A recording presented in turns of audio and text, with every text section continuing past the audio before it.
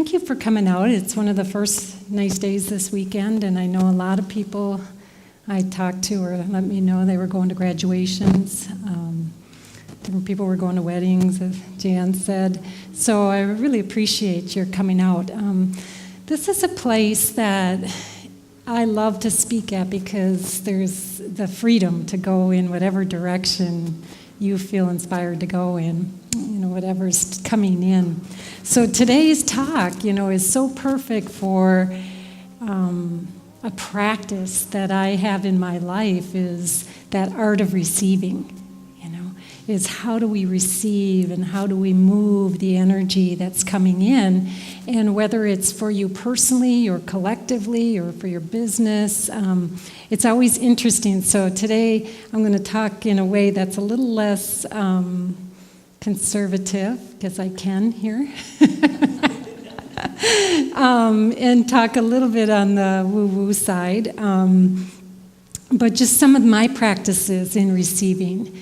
And so I hope that we can, if you want to, dialogue about stuff too, or ask questions, feel free to do that. We're a small enough group today where that's really possible.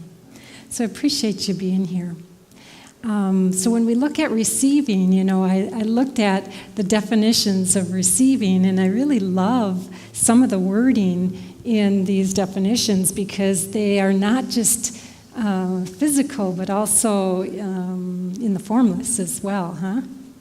So when you look at this, to receive is to take in, allow, and acquire, So when we have an intention, it's great to set the intention, but if you're not allowing the reception of what you're intending, then it's pretty hard for it to come into physical form. It's pretty hard for it to manifest in reality. So you can hear Esther Hicks or many different speakers talk about the art of allowing. And I love that verbiage, don't you? Yeah. Because there's a lot of stuff that we set up resistance about, and we don't always allow things. So what are some of the things that you think get in the way of receiving or allowing? Not feeling worthy. Yeah, that's a big one. Where does that come from? It's like somewhere along the line you made it up or adopted it from somebody. And it's like, so I love to ask myself, is this belief current? It's just a really simple thing sometimes, is when you have something getting in your way, is to just ask, is this current? Or is this based on something in the past? What else gets in the way? Fear of, what other people think, or the appearance or the acceptance of somebody else, huh? But if you knew yourself to be an amazing spark of the divine, would you care? That's the thing. It's like within each of us, we came in with that divinity. We came in with that amazing essence of who we are, which is non-contingent. It isn't reliant upon whether somebody accepts us or agrees with us. It's so interesting. Would you mind shutting that door? Thank you. That before I knew myself more as my essence, I worried a lot. I was worrying a lot about how I appeared. Would people be okay with what I said? And if I said stuff, a lot of times it was something that was a little different, and so then I'd get the looks like I was from Mars, kind of on the other side mirroring up to me. Nobody here ever has that, right? Yeah, I used to get that kind of thing, but then as I started to fall more into my essence, into the connection of that life force that's living through us, within us, beyond us, around us, Then I started to relate more to that, and then someone's personal response or reaction to me, I could appreciate, but it didn't get to govern how I might behave or what I might say or how I think. And freedom came forward. The freedom to really fall into the energy. And I travel quite a bit to Peru and work with people in Peru. And one of the things of the Quiero, who live at the top of the mountains in Peru, their life is to be what they call in interchange with the vital life force. Interchange. Not like I give it, it gives me. It's to be moving it, in this exchange of energy. And they spend most of their life acquiring their light body to be at a vibrational level, to be in harmony with that they're interchanging with. So their focus so much is their energy. And I may have said this before, but when they greet you, they might, instead of saying, "How are you?" they'll say, "How is your energy?" Isn't that? And that's not a measure of vitality, not like, "Oh, I got a lot of energy for today," but it's more like I'm really clear. I'm running the energy. I'm feeling the connection to the cosmos, to the Pachamama, to the underworld of the ancestors and their life paths that came before them. So it's an interesting prospect to think of that as a life purpose, isn't it? To think of your life purpose as trying to be your true vital energy. Where we're here and we're like, well, I got to pay the bills, I got to raise the kids, I got to, our life purpose has some other meanings to that. But I think we can really borrow from that, huh? I think that's really important. Some of the other things that I think get in the way of receiving is just sometimes not being tuned in, and just not being, we run around in our busyness, and then that becomes our focus, and so we're in this narrow band of perception of what's possible. And so we're running around in that. And I always find it so interesting that sometimes I'm coming from the car, I got my groceries, I'm putting everything on the counter, I'm doing all this stuff, and I miss the peonies in bloom in the yard. Because I'm thinking, get the stuff in the refrigerator. So it's that kind of life that we live that sometimes puts us in this way where we miss what's possible to bring in, to experience, what is around us to receive. So the other day after I went back out, my second trip in, I saw the peonies, and I got so filled up because they were peonies from my grandmother. And they've been moved to 3 different properties with me, and they survived. So it's like, wow, why would I want to miss that? Well, of course I don't want to, but it's this movement and this momentum that we get in about the earthly details that sometimes get in the way of us receiving some of the other energetic things. So when you think of, also, we have form, and form can get in the way. It's like you can have a form in which you think it's supposed to be, and then it comes to you in another form. You might miss it because it wasn't the form that you thought. There's that old story of when there was a flood, and this man was, in his house, and the water kept rising, so he got up on the roof, and a rowboat came by. Maybe some of you have heard this, and asked if he needed help, and he said, no, surely God will take care of me. And so the boat goes by, and then a speedboat comes by later as the water's up closer to the second floor and asks him, come on, get in, we're here to help you. And, oh no, I'm taken care of, And then the speedboat leaves, and then a helicopter comes by, and the man says, no, I got this handled, God will take care of me. And then he's in the presence of God, and he's saying, I had faith in you. Where were you for me? God said, I sent you a rowboat, a speedboat, and a helicopter. What did you want? So it's that kind of thing. It's like we have forms of how we think something should be, and we often miss it because it's not showing up in the form. So how do we let go of that which is known? Because we love to have the known be what we're looking for. You love when somebody validates your political belief. You love when somebody validates you that somebody was a jerk or not. We love these things that are in our known. But what if we just expanded that known and got to experience it differently and get surprised? Does anybody like being surprised? Does anybody not like being surprised? Sometimes, yeah. Exactly. Because it knocks us off our known. But when we were kids, we loved being surprised. Remember the Jack in the Box? Crank, crank, crank, crank, boo! We thought that was fun, If we were running around and hiding and somebody jumped out from the, behind something and, scared us, we just laugh, some of us.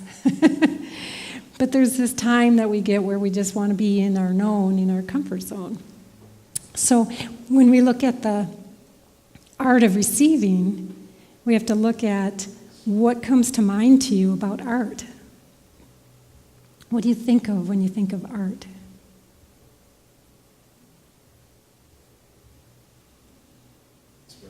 Expression. Creative. Mm-hmm. Forms. Yeah. Excuse me.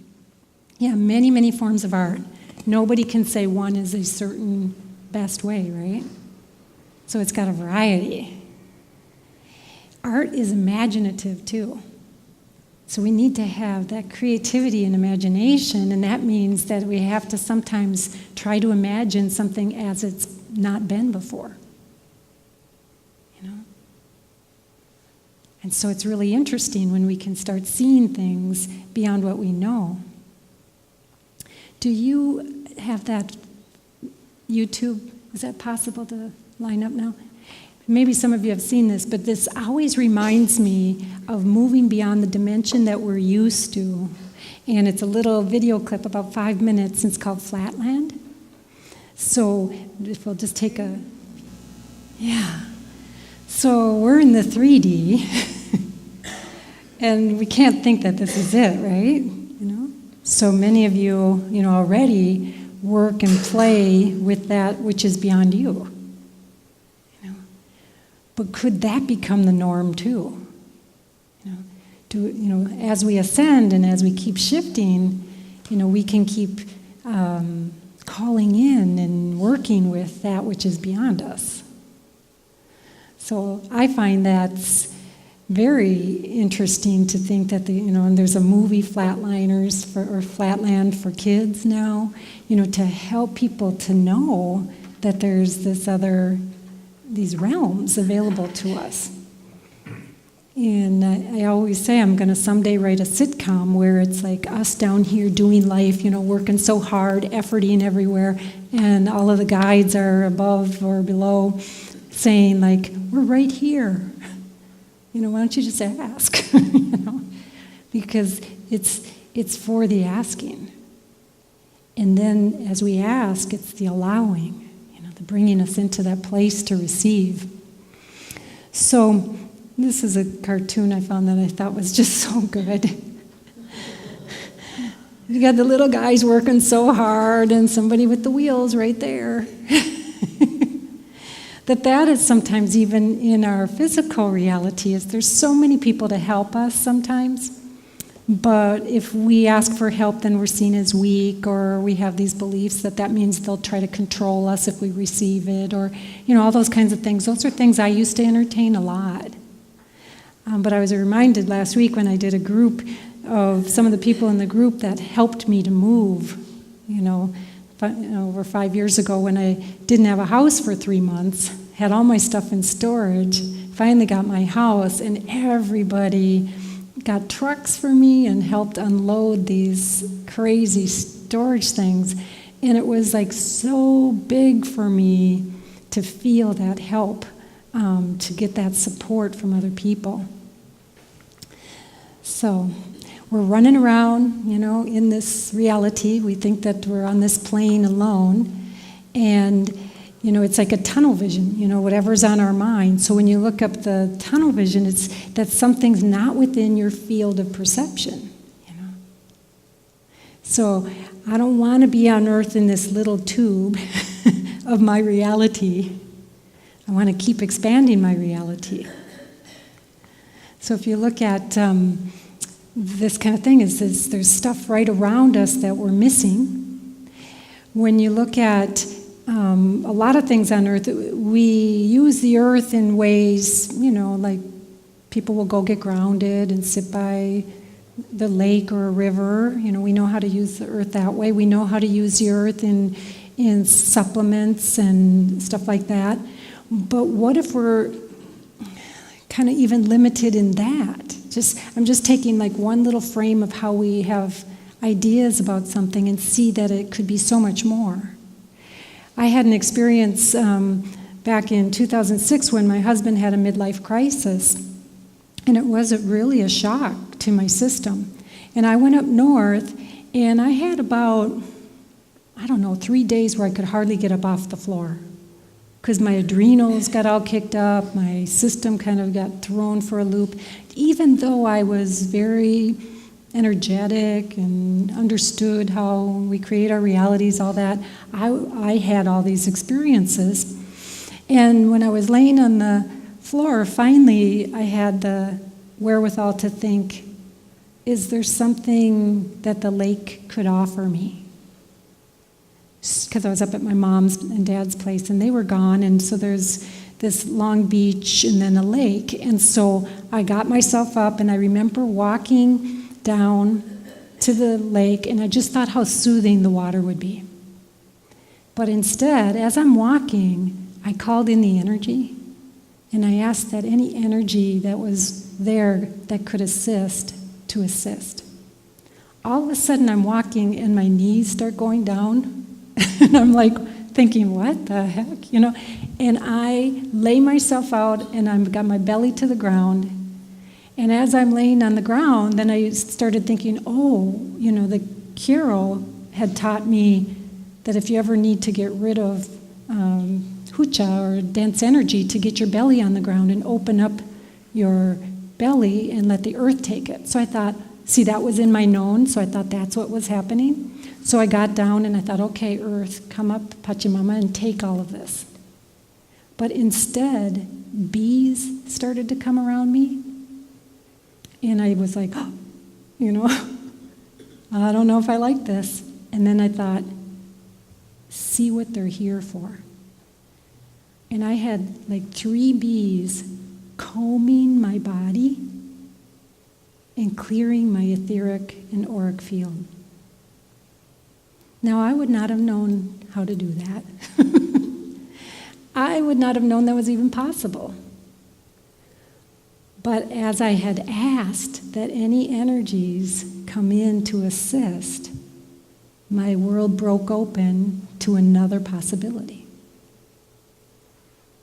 And so that's what's so fascinating, is even though you think you know how nature heals, it's like you could see something again. You could see something bigger.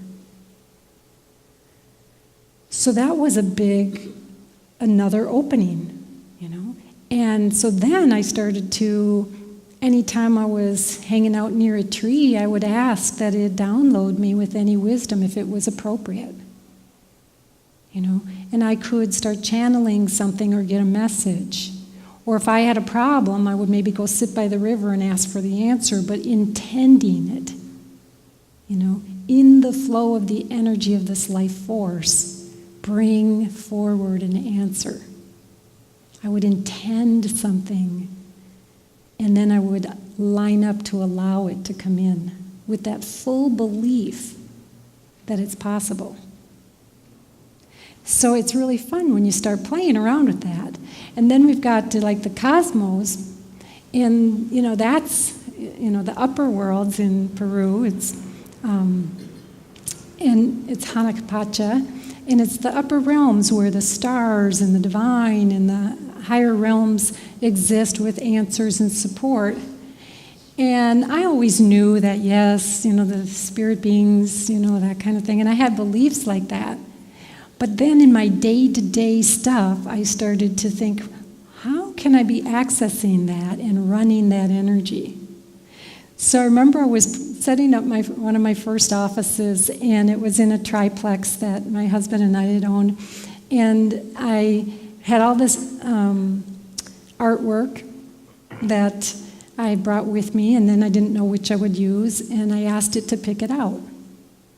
And then it picked it out. My hand went up on the wall, nailed 4 nails, and they were perfectly level and hung the artwork. No measuring, no anything. Because I asked, who wants to work with me? How would you like this room to be?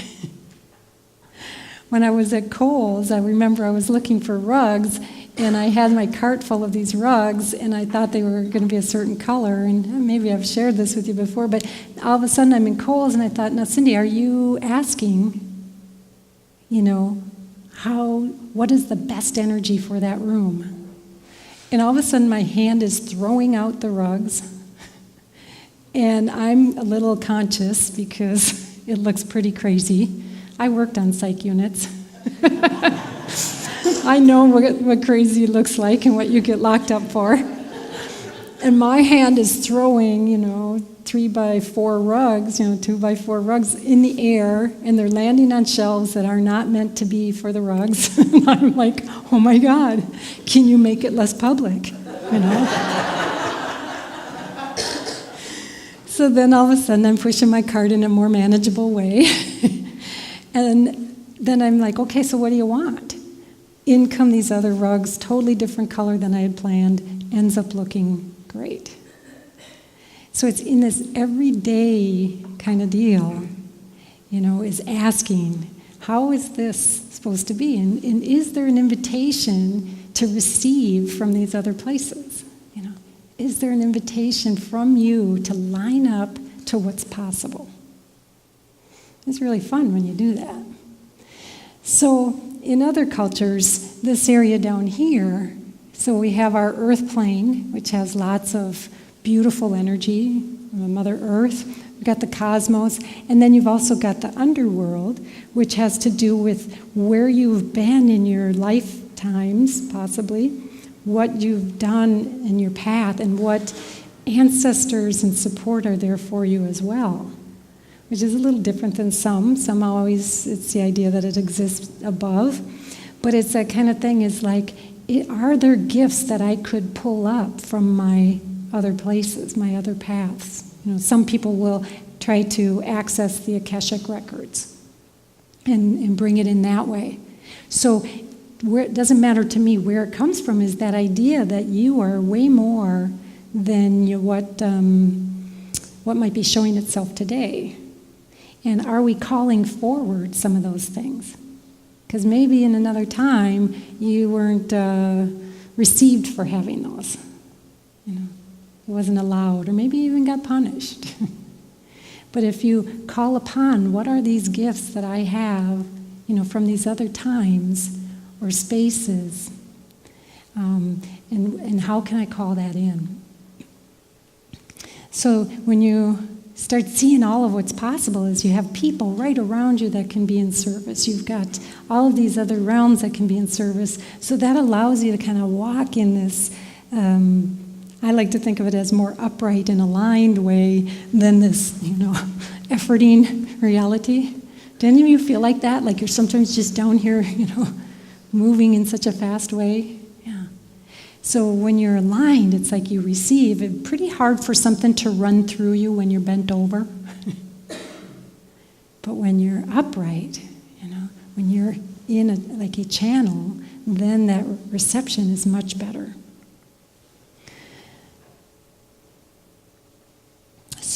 in Peru, there's these 3 worlds, and one is Ukupacha, which is the underworld, and then Claypatch, which is this present world that we're in, and then Hanakpacha, which is these upper realms. And so it's, they're always working in alignment with all of them. There's not one that seems more real to them, which is sometimes frustrating when you travel with them. Because, if I'm working with Americo or something, he'll put his bag up on top of the car, and I'll be like, Americo, your bag is on the car. Really? Because he's not always right in this physical reality, because he's running stuff all the time. Those of you who know him know that. So I'm working in a creative way. So I love to ask questions, because the question is the invitation. So if I'm stuck on something, I'll just be like, the obvious is there anybody that could help me? Is there a higher aspect of myself that exists somewhere that could come in and show me something? If I have a health problem, is there an aspect of me that doesn't have this that could come in? Is there a part of me that exists on another dimension that has an answer that could come in? No. Do you hear the difference? Is we start to think of ourselves multidimensionally, And I know this is talking to the choir, but it's that part of being active in it,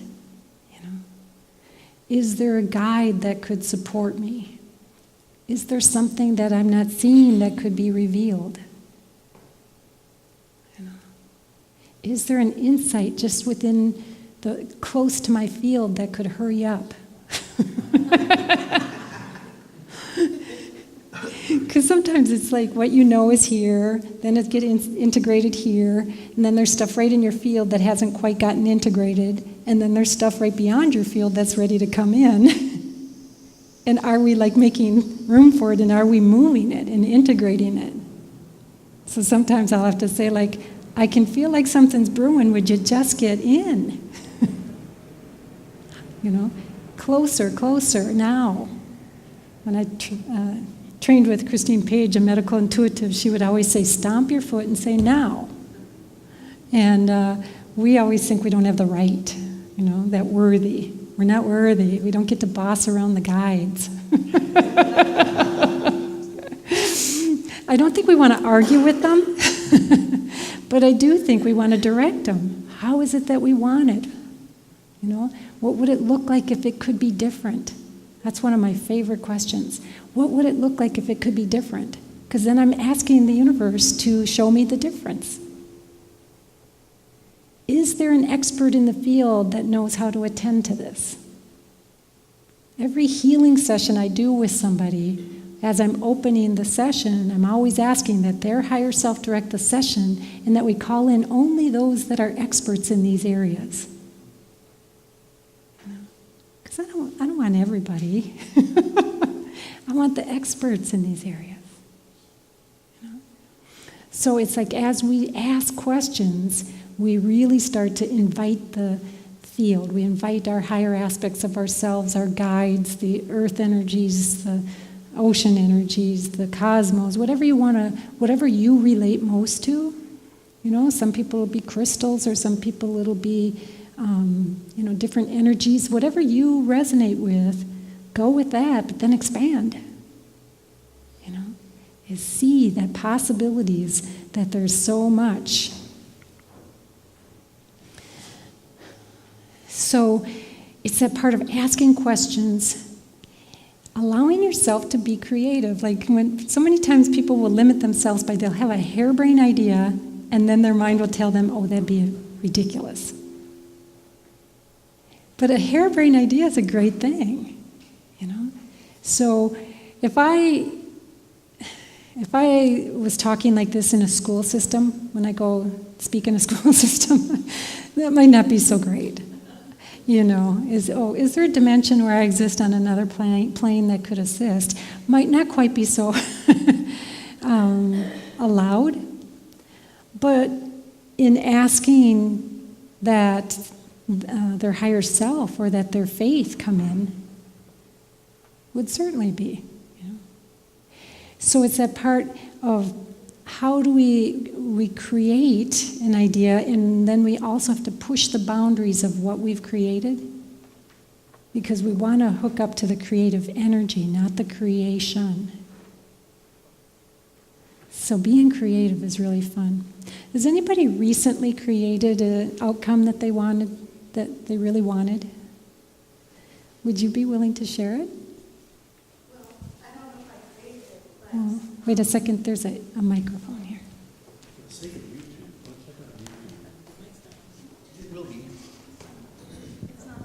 Oh, okay. You don't want to do it that way? Well, It's okay. It's okay. Did you want to share it? are you taking it? I don't have my regular classes. I keep talking time. Okay. So I was at this retreat and was told that just to keep myself open, and if I were to stay in alignment, I would most likely have a feather appear. So, and I've been trying to work, stay in alignment in general.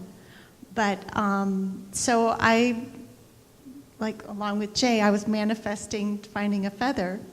And day one, I find the feather. It's beautiful. Yeah. So, anyway, that was my thing. Simple but profound. Yeah. So profound. Because we want to make it complex. Yes. Else it doesn't mean anything. Right. Yeah. Right. But wow, what a great example of the evidence right there to show you something, and that can split you open. Yeah. Anybody else? Des? Can you wait for the mic? Oh. But the camera can't hear you. The camera can't hear you though, Des. Neil, can you go around and... Thank you. Please do go check out YouTube because it is all on there, and we like to get the audio.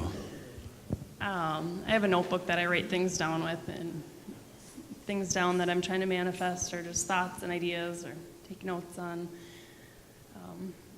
coming here. But one of the things I wrote down was energy hotspot, energy vortex that I wanted to travel to.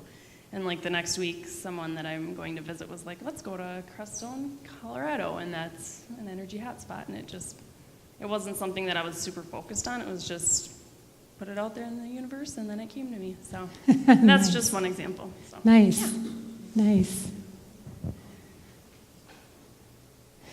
Anybody else? Yes, we do. Yeah, hi. It's so much fun when it happens. Recently, I've been driving through Lakewood Cemetery a lot in the evening. I go and just be there. It's so lovely. And anyway, I had on my mind several days ago, I'm going to find someone's grave who's 61, my age. So I figured, in that moment of thinking about it, I'll have to look for that. I'm sure I'll have to look for that. But then I let that thought go, but several days later I'm there and then have the awareness again that I'm going to look for her. I stop the car and I'm ready to get out, put it in park and go my search. And I look over and it's right there. Flora Getchell, 61. Anyway, there's so many things like that when there's an awareness around it that you can see. But she was right there. I didn't even have to get out of the car. Anyway, Yeah. it's fun. You got stopped. Yeah. Georgie?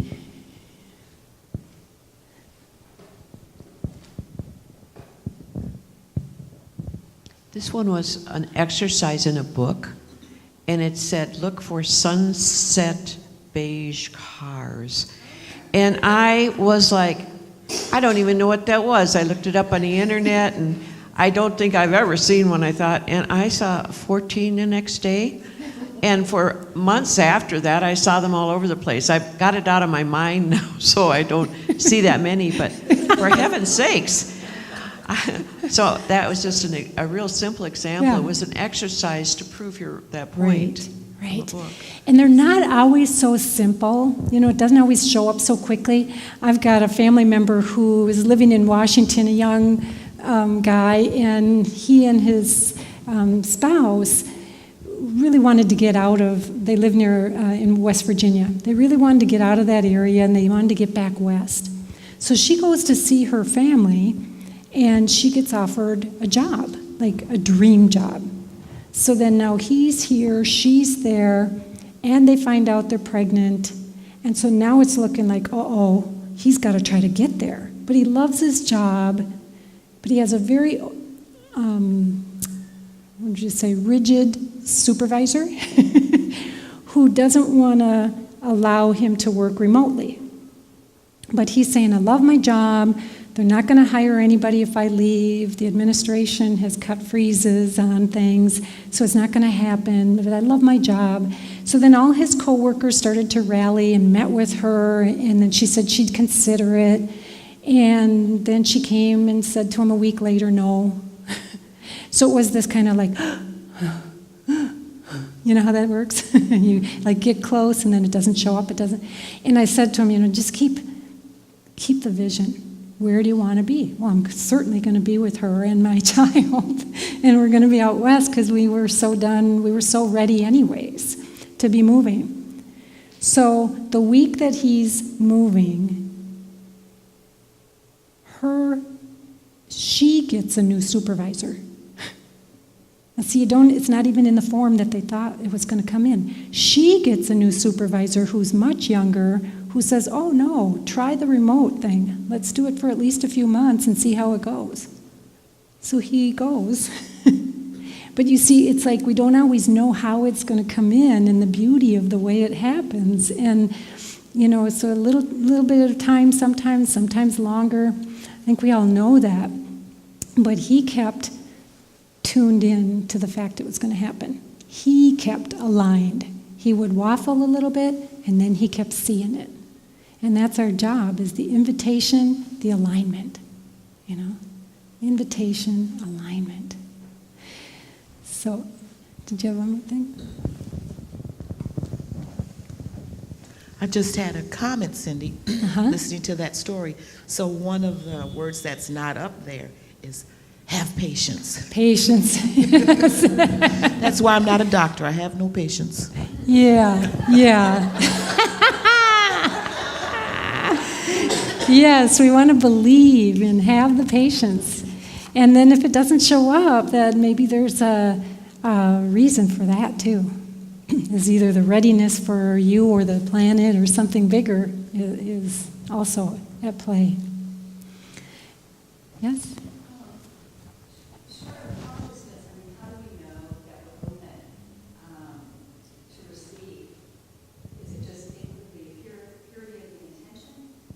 So the question is, how do we know if we're open to receive? Is it the purity of the question?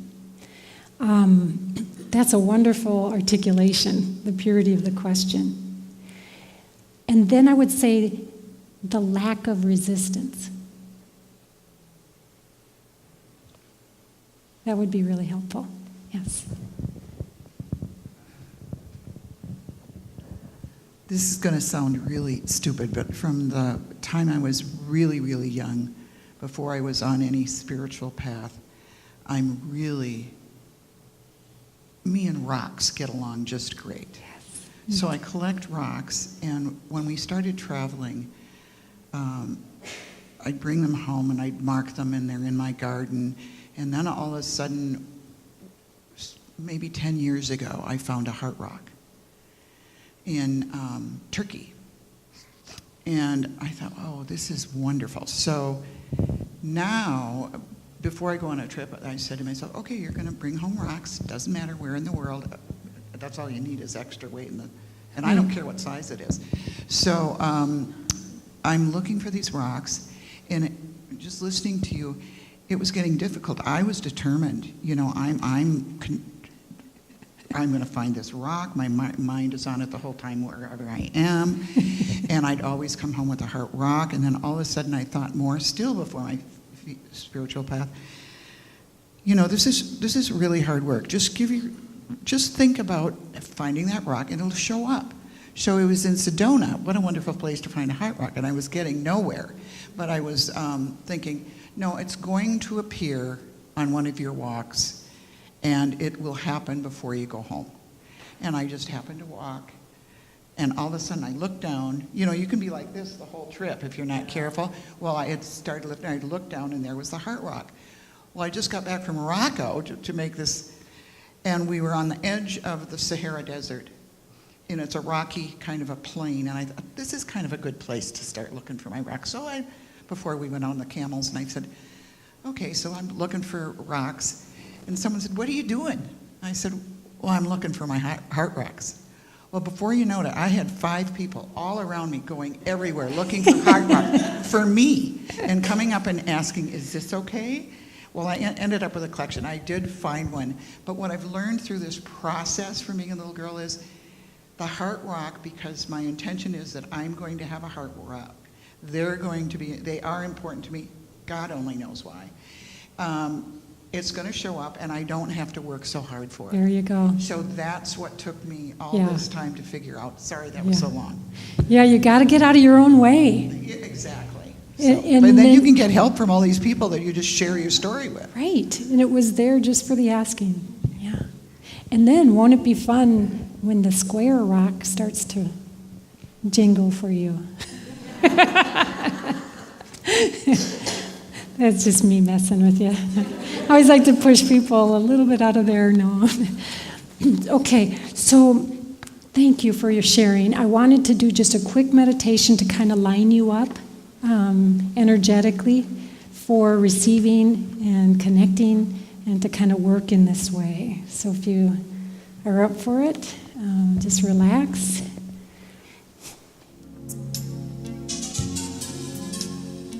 Breathe in and notice the breath within your personal body.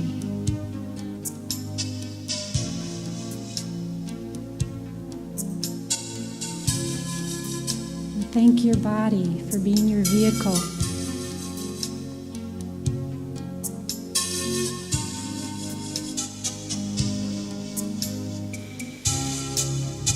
Feel the rise and fall of the air in your chest.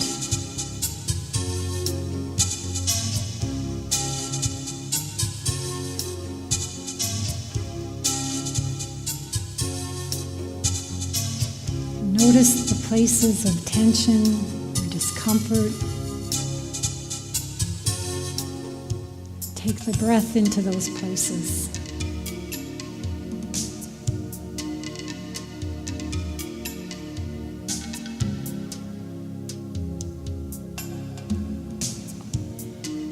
Allowing the breath to clear those spaces, relax those places,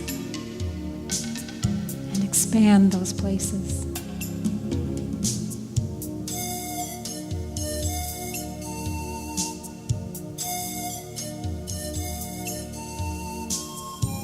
Feel this cosmic breath nourishing you.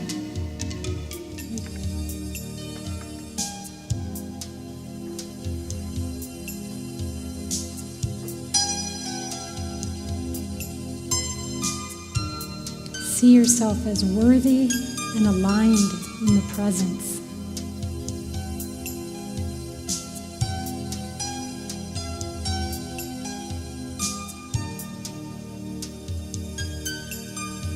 Breathe in this life-giving breath.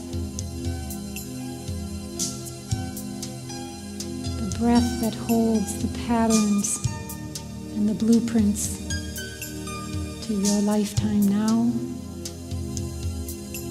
moving backwards and forwards.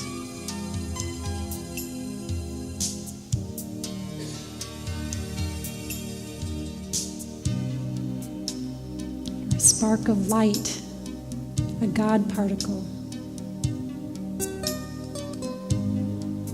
You have an invisible world working for you and within you.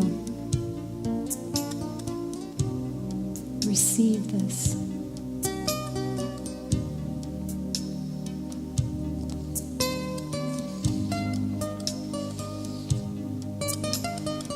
You are necessary in this co-creation process, in this collaborative of your family, the collective, and the planet.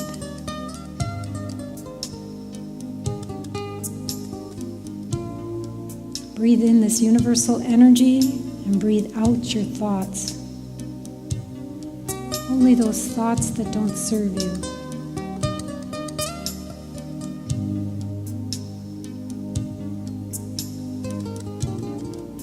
Breathe in the universal energy and breathe out the memories that no longer serve you.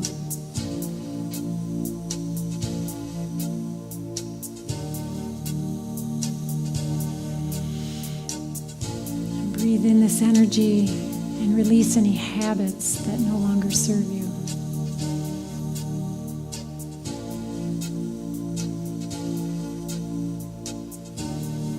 Ask your higher self to remove anything that no longer is current or in alignment with where you're going.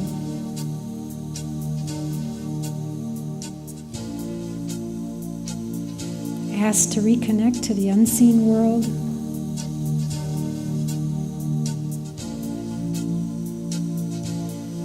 The worlds of your past that carry your gifts and the support of your ancestors.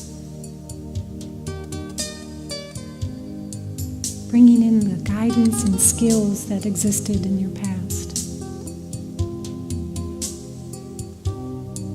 And receive.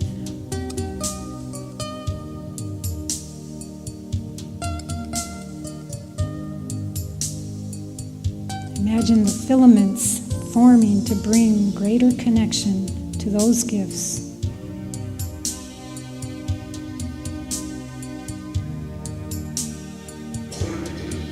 Now with deliberate intent, breathe.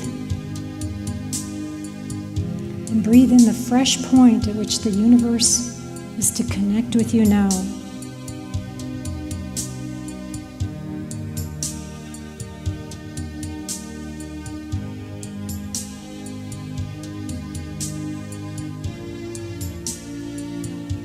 Ask your energy to connect with the cosmic and spiritual realms. Imagine the consciousness of the filaments forming with ease and new connections. Direct lines for communication to make manifest your desires. Bring them into reality through your thoughts and words and deeds.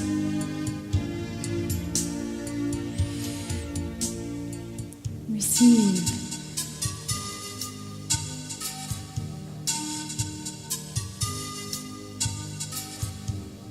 Breathe in the support of the unseens in whatever form or way they show up for you.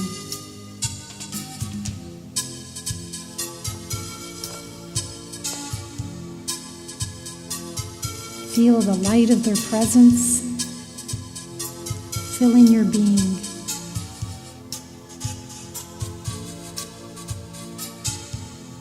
And receive.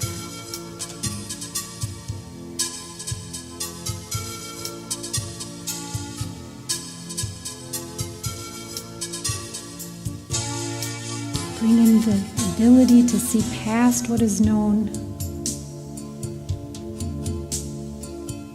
Ask for a boost in your creativity and imagination.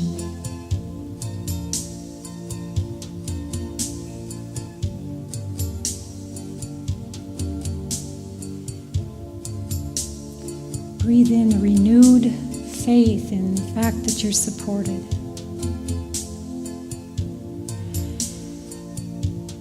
Receive.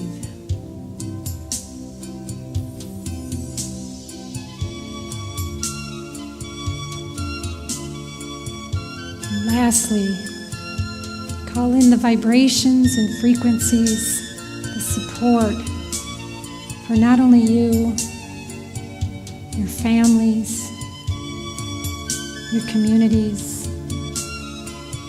like Harriet, the planet,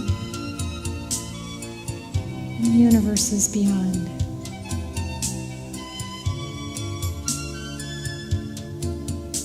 Welcome the unknown possibilities that all have what they need, just as you are supported.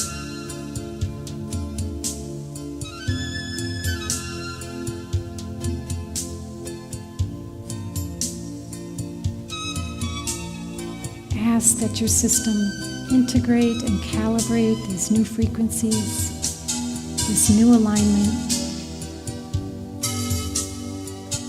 for you to walk on the planet in a grounded, creative, powerful way.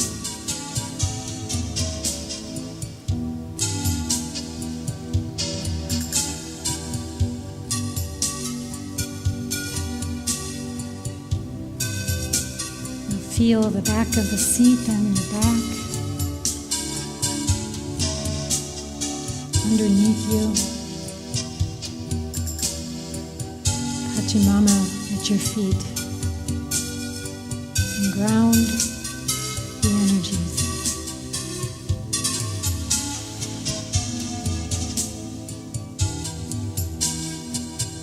Slowly bring your attention back into the room.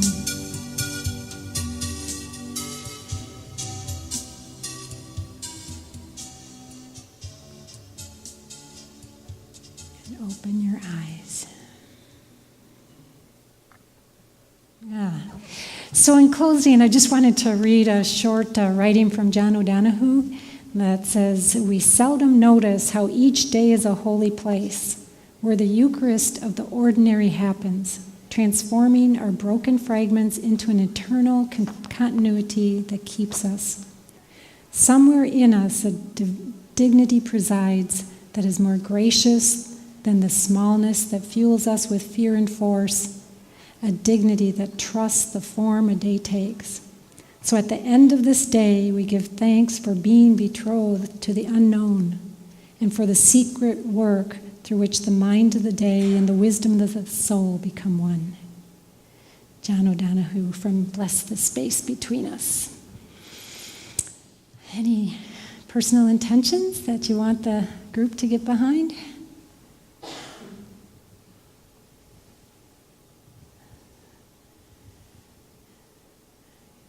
The energy still looks like everybody's in La La Land, huh?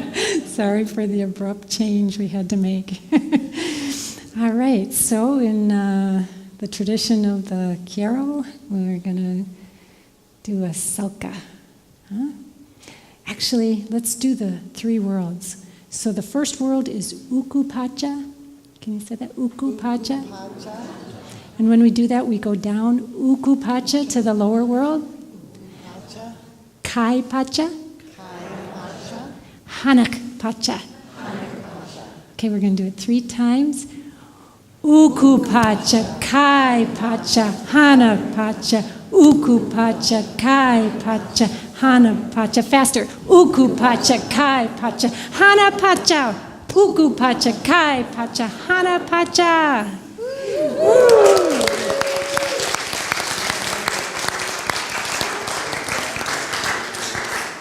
That's a simple way to activate the energies of those worlds. Ukupacha, Claypatch, Hanakpacha. Have a great day.